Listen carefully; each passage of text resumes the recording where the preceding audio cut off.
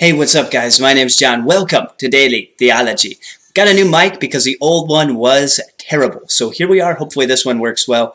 This is a story that I saw from Frisch Perspective. He has some good videos, so check him out. Everything's going off here. I'm a street evangelist primarily. It's been a little bit slower for me getting out with the baby that we had recently. But this case is of interest. Tom Cabral, an evangelist, got arrested in downtown Fort Myers recently. He was a former pastor, so this is not some fly-by-night dandy. Let's check out the footage here. Why are you arresting me, sir? Can you take my Bible? Why are you arresting me, sir? Why are you arresting me? What have I done? You have my hand, sir. No, turn it in. Why are you arresting me? Turn your hand in. Sir, why are you arresting me?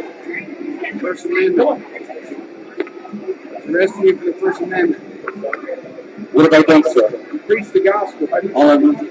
That's not the police officer talking. That's, I think, his friend. I understand. Sir, what have I done? Why are you arresting me, sir? Did he give you a warning? He told me to shut it down and he told me why.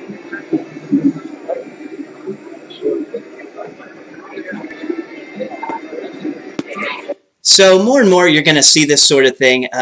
Look at the UK and Canada. That's really the trajectory that we're on if we end up with a socialist style of speech. What's tolerated, not tolerated.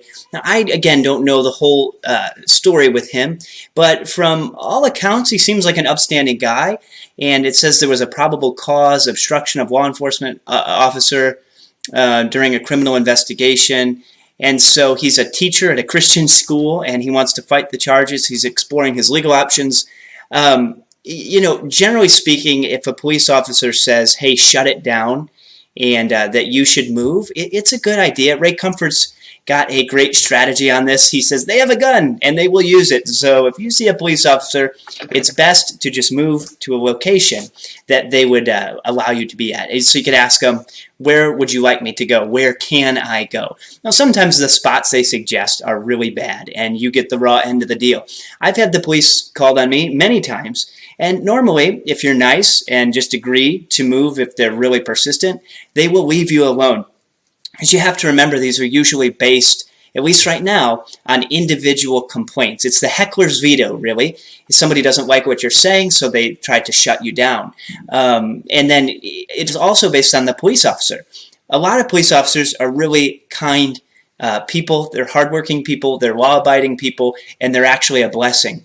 Others have an axe to grind. And I'm not saying this officer did, but we'll have to keep an eye on this, this case, because freedom of speech is essential. If you don't have freedom of speech in a country, you don't actually have freedom.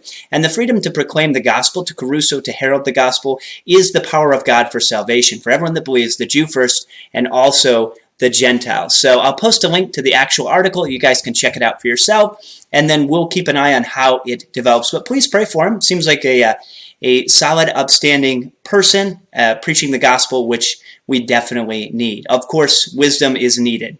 So we'll wait to see how this develops. Thanks for watching. Don't forget to hammer that like button, like the 95 Theses, and I will see you tomorrow. God bless.